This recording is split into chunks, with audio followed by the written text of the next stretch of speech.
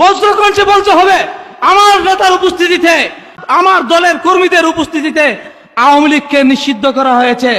কিন্তু ক্রেডিট নিতে যাইয়া যেভাবে ওই সময় বলছিল আমাদের দলের সরাসরি কোনো সংযোগ নাই, এটা ছাত্র জনতার আন্দোলন, শাহবাগে কোনো উপস্থিতি দেখতে পাই নাই, যমুনায় কোনো উপস্থিতি দেখতে পাই নাই, এখন ক্রেডিট নেওয়ায় ব্যস্ত হয়ে পড়েছে একটা দল। ক্রেডিট নেওয়ার আন্দোলন করে চলবে না। বাংলাদেশের আপামর জনতার সাথে মাঠে ময়দানে যারা কাজ করে তারাই হচ্ছে ইসলামী আন্দোলনের সংগ্রামী কর্মীবৃন্দ। ইসলামী আন্দোলনের সংগ্রামী নেতার নাম জুলাই আগস্টের ঘোষণাপত্রে বিশেষভাবে উল্লেখ না করলে আবারও আন্দোলন গর্জে উঠবে বাংলাদেশে।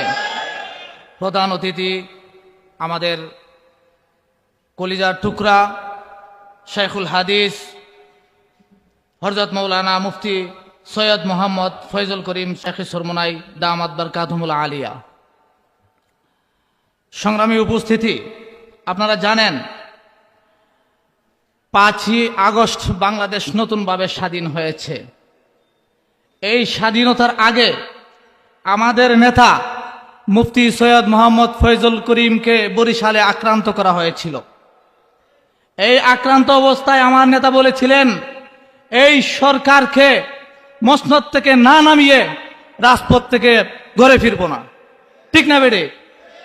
এই কথার পরিপ্রেক্ষিতেই আস্তে আস্তে বাংলাদেশের আন্দোলন এমন পর্যায়ে গিয়ে পৌঁছেছে, আমার নেতা 5ই আগস্টে কারফিউ ভঙ্গ করে লক্ষ লক্ষ ইসলামপ্রিয় জনতাকে নিয়ে বাংলাদেশের 3 আগস্টে বাংলাদেশের শাহবাগে যে বলেছিলেন যে এই জনতার গণভবনকে দখল করতে হবে, জনতার গণভবনকে জনতার হাতে ফিরিয়ে দিতে হবে।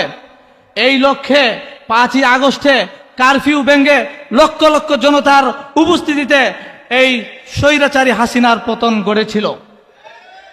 আমরা কি দেখলাম? হুজুরদের মাধ্যমে স্বৈরাচারীর পতন হলো, আর হুজুরদের কোনো মূল্যায়ন বাংলাদেশের মধ্যে নাই। ঠিক না বেড়ে? এরপরে আমরা কি দেখলাম? গত 2 দিন আগে আওয়ামী লীগকে নিষিদ্ধ করা হয়েছে। এই নিষিদ্ধকরণ আন্দোলনে সবচেয়ে বেশি উপস্থিতি কাদের ছিল? ইসলামী আন্দোলনের উপস্থিতি ছিল।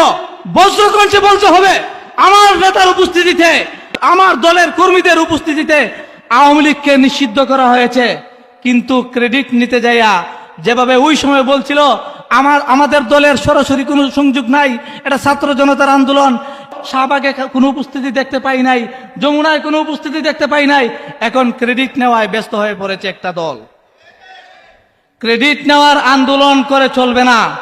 বাংলাদেশের আপামর জনতার সাথে মাঠে ময়দানে যারা কাজ করে তারাই হচ্ছে ইসলামী আন্দোলনের সংগ্রামী কর্মীবৃন্দ। ইসলামী আন্দোলনের সংগ্রামী নেতার নাম জুলাই আগস্টের ঘোষণাপত্রে বিশেষভাবে উল্লেখ না করলে আবারও আন্দোলন গর্জে উঠবে বাংলাদেশে।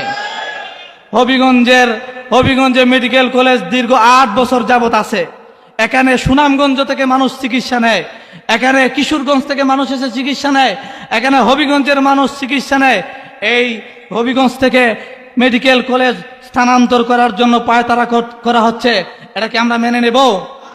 ইসলামী আন্দোলনের সেক্রেটারি, ইসলামী আন্দোলনের সভাপতি এটা নিয়ে আগে থেকে আন্দোলন করেছিলেন। এখনো আমরা আন্দোলনে আছি, ভবিষ্যতে যদি আন্দোলন করা লাগে ইনশাআল্লাহ আপামর জনতার সাথে ইসলামী আন্দোলন সবসময় হবিগঞ্জ মেডিকেল কলেজ রক্ষার আন্দোলনে সবসময় অগ্রণী ভূমিকা পালন করবে ইনশাআল্লাহ। এই আশা ও প্রত্যাশা ব্যক্ত করে আমার সংক্ষিপ্ত বক্তব্য শেষ করলাম। ওয়া আখির দাওয়ানা আনিল হামদুলিল্লাহি রাব্বিল আলামিন।